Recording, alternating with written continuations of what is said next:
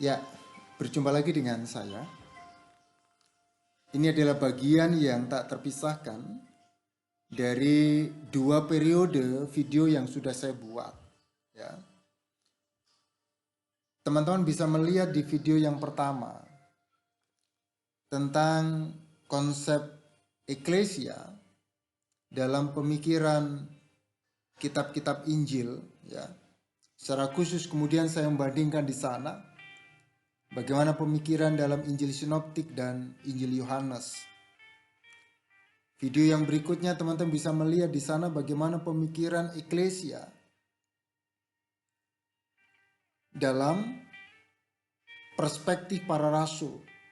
Teman-teman akan menemukan dalam video itu bagaimana pemikiran Paulus, bagaimana pemikiran Yakobus, bagaimana pemikiran Ibrani, bagaimana pemikiran Petrus, dan bagaimana pemikiran surat-surat pastoral. Ya. Semua berbicara tentang gereja dalam konsep yang terjadi sesuai dengan masa mereka.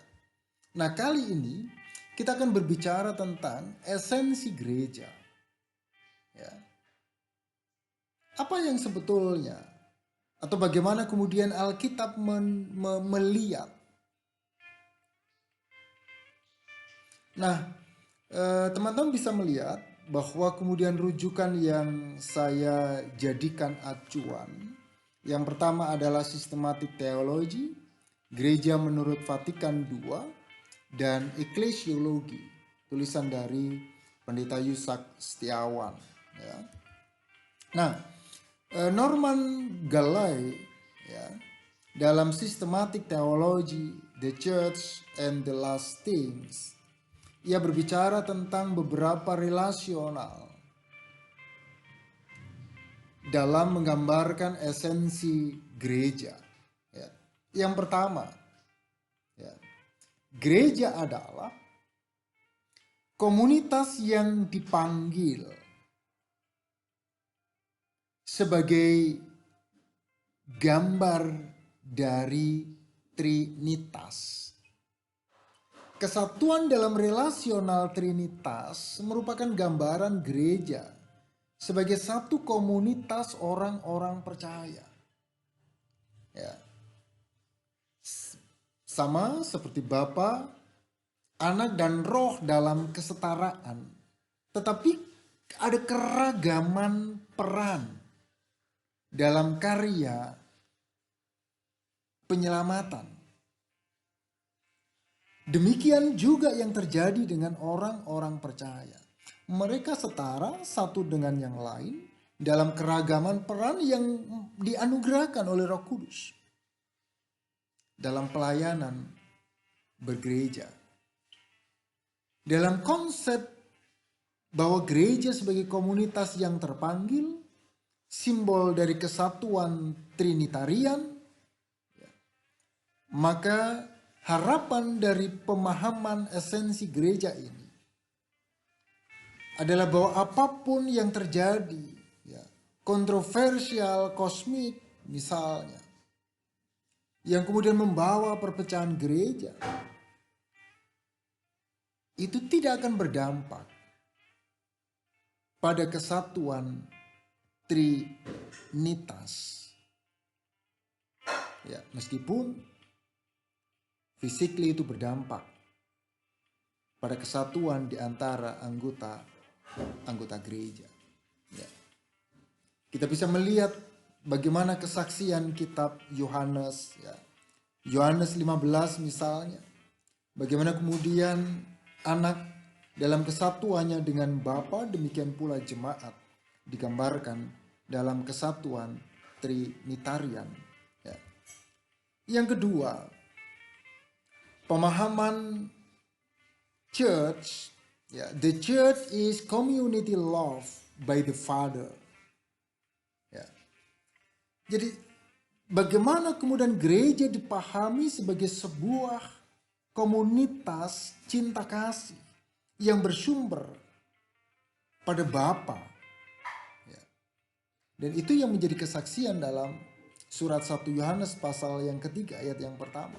Lihatlah betapa besarnya kasih yang dikaruniakan Bapa kepada kita, Sehingga kita disebut anak-anak Allah. Dan artinya apa? Ini menunjukkan relasional persekutuan yang mendalam antara Bapa dan gereja. Seperti juga yang dinyatakan oleh Yohanes. Kenapa? Supaya dunia tahu bahwa engkau telah mengutus aku. Dan bahwa engkau mengasihi mereka sama seperti engkau mengasihi aku. Artinya bahwa kemudian gereja memang menjadi satu komunitas cinta kasih. Ya. Dan saya rasa ini menjadi label gereja yang kemudian perlu untuk terus kita wujudkan. Yang ketiga, gereja adalah Christ Center Community. Ya. Sebuah komunitas yang berpusatkan pada Kristus. Bagaimana konsep gereja yang menjadi Kristosentris? Ya. Kenapa begitu? Kita bisa melihat bagaimana kemudian pemahaman teologi yang berkembang di kitab Efesus, Kolose misalnya, yang menjadikan perkembangan selanjutnya dalam konsep eklesiologi, di mana kemudian Kristus menjadi pusat dari kehidupan persekutuan dan memiliki makna eskatologis. Ya. Yang selanjutnya kita bisa melihat ya, bahwa bagaimana kemudian gereja adalah satu komunitas yang penuh dengan karya roh. Roh Kudus mengasihi gereja. Demikian yang menjadi kesaksian kitab Roma. Ya. Roh membantu kita dalam kelemahan kita. Roma pasal yang ke-8 ayat 26. Bagaimana kemudian roh memampukan gereja. Kita bisa lihat dalam gereja perdana. Bagaimana kemudian karya kreatif Roh Kudus menuntun 12 rasul. Menuntun orang-orang yang percaya kepada Yesus dalam satu persekutuan. Dalam satu komunitas, dan pada akhirnya menghadirkan sebuah gereja. Dan itu yang menjadi satu esensi dari gereja sampai dengan saat ini. Ya. Yang berikutnya adalah bahwa gereja adalah satu komunitas yang Bible based. Artinya apa? Ya, bahwa kemudian ajaran-ajaran yang dipegang oleh gereja adalah berdasarkan Bible. Bisa kita lihat bagaimana kemudian berjumpaan antara Yesus dalam peristiwa Emmaus misalnya. Yesus tidak menyatakan di situ siapa dirinya. Tetapi kemudian dalam pengajaran kepada dua orang perjalanan ke Emmaus itu, mengingatkan dua orang ini akan apa yang disampaikan oleh Yesus. Artinya apa? Dia memberikan pembelajaran. Ya. Pembelajaran Alkitab sebagai ganti dari perwujudan itu. Yang artinya bahwa kemudian dia berharap. Ya. Bagaimana kemudian iman gereja itu tumbuh berdasarkan Bible based. Ajaran-ajaran Alkitab yang menjadi pusat dari persekutuan gereja itu. Ya.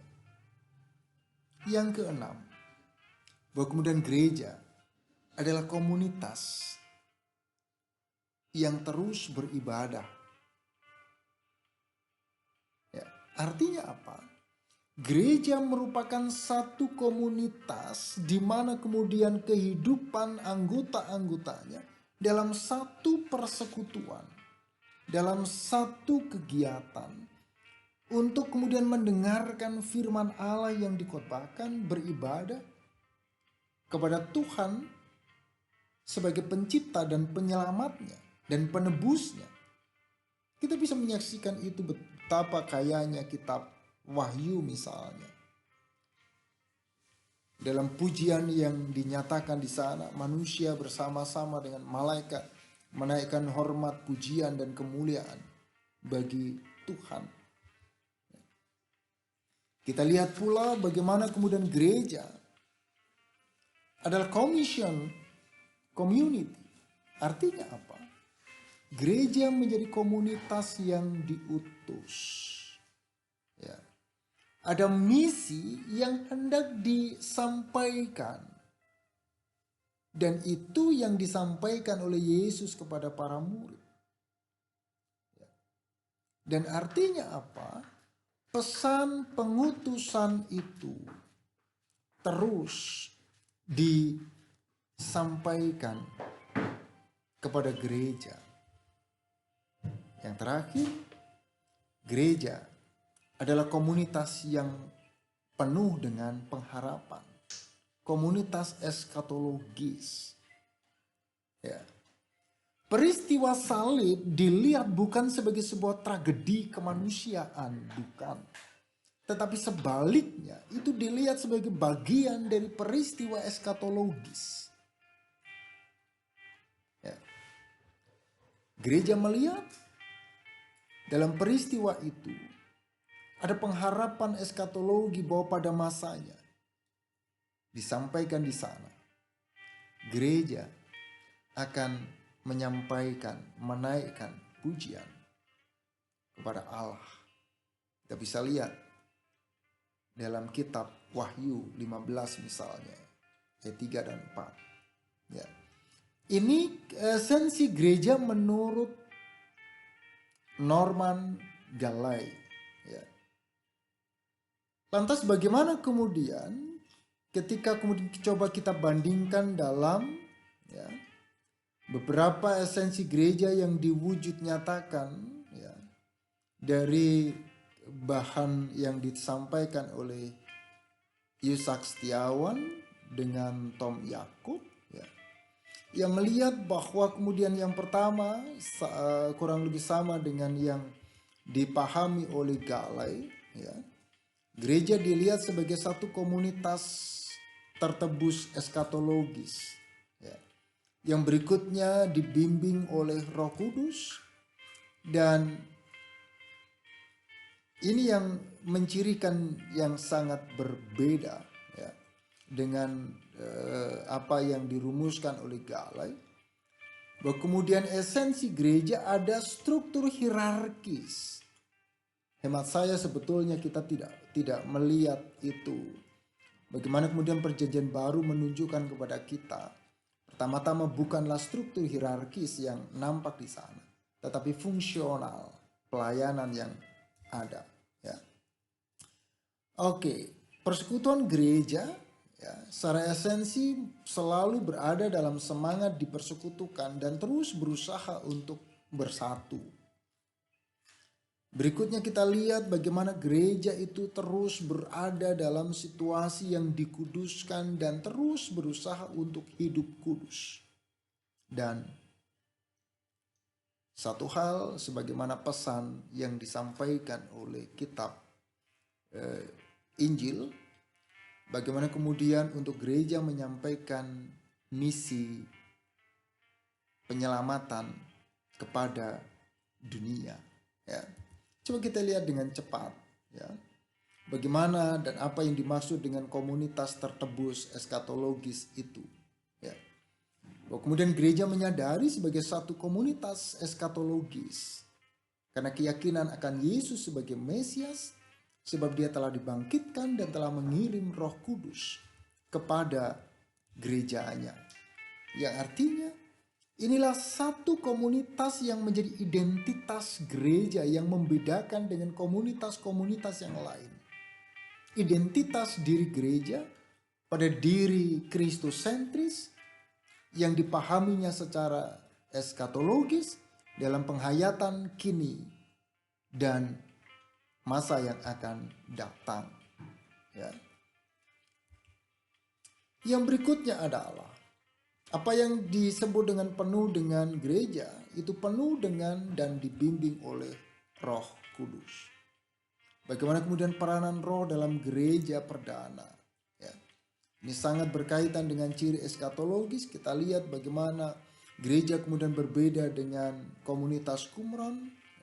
Pencurahan roh merupakan peristiwa eskatologis yang bekerja dalam tindakan penyelamatan dan tindakan moral. Roh Kudus diutus kepada gereja perdana dan tinggal dalam diri setiap orang yang percaya. Artinya bahwa kemudian Roh Kudus itu menuntun kehidupan gereja sebagaimana kesaksian Galei dalam mengutip kitab Roma. Ya. Gereja perdana memahami komunitas Kristen sebagai bait Roh Kudus. Karena gereja dipenuhi oleh Roh sebagaimana setiap anggota secara pribadi. Melalui Roh yang diutus dari sorga, Tuhan memerintah komunitas di bumi dengan mengirimkan pemberita dan gembala yang membangun dan menumbuhkan, memberi kebebasan dan kesatuan. Ciri yang berikutnya, ya, esensi gereja adalah struktur hierarkis. Ya. Struktur fundamental dari gereja adalah tata tertib yang diberikan oleh Tuhan, didasarkan pada prinsip misi. Prinsip ini diadopsi dari hierarki Yahudi dengan imam besar sebagai jabatan tertinggi. Namun komunitas Kristen menempatkan hierarki pada otoritas mutlak Kristus. Artinya apa? Bahwa kemudian Kristus berada dalam satu hierarkisme yang paling tinggi, kristokrasi. Ya. Bagaimana Kristus memerintah dalam kehidupan gereja.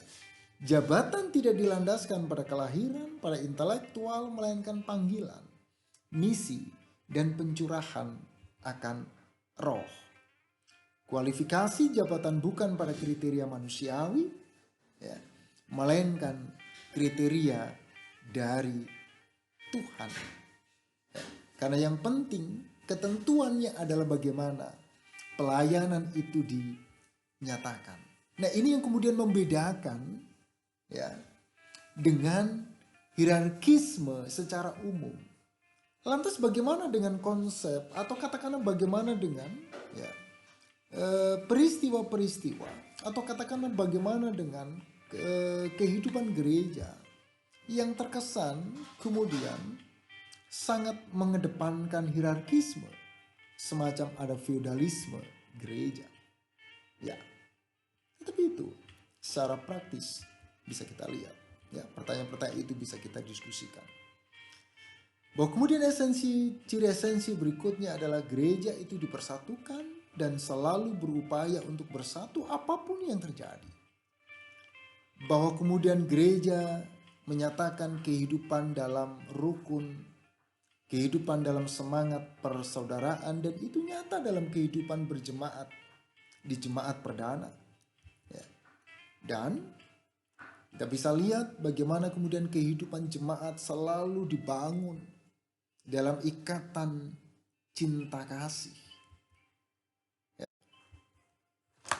Kita bisa lihat pula, ya, bagaimana selanjutnya kesatuan jemaat yang merupakan karya Allah, yakni bahwa Allah yang memanggil dalam satu Tuhan, satu baptisan, dan satu roh. Kesatuan dalam Kristus merupakan usaha yang harus dilakukan terus-menerus, melampaui kelemahan manusiawi. Ya. Dalam konteks dipersatukan dan berusaha untuk bersatu, maka pertanyaan reflektif kita, mungkinkah keragaman gereja itu dipersekutukan dalam satu komunitas gereja?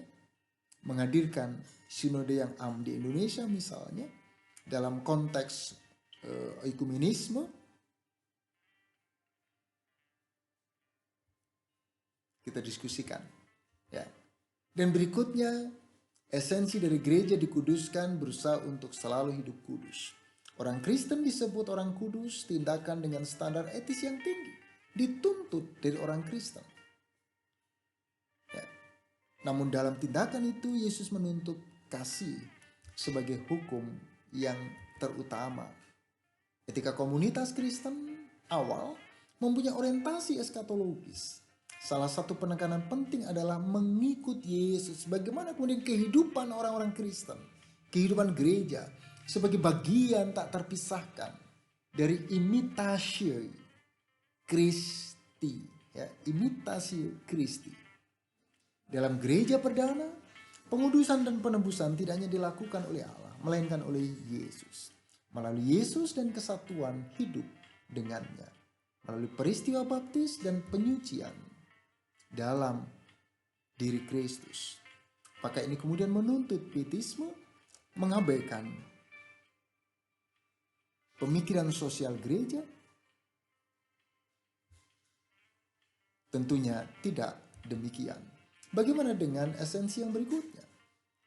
Ciri universal dan misi yang dilakukan oleh gereja.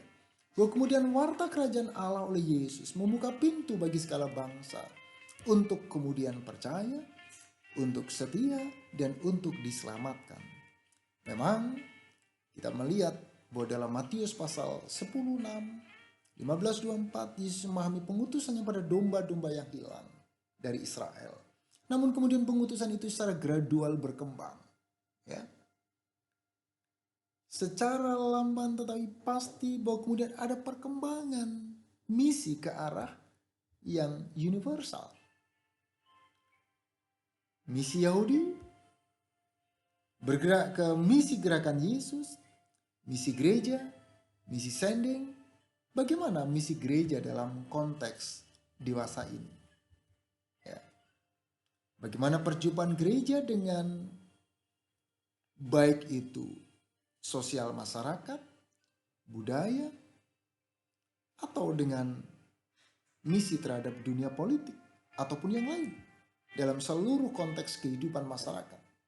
Kita bisa melihat bagaimana pemahaman Nibur ya tentang perjumpaan Kristus dan budaya. Bagaimana kita bisa melihat tulisan Van Akkeren misalnya tentang Dewi Sri dan Christ, ya, kita bisa melihat di sana bagaimana universalitas dari misi Kristen.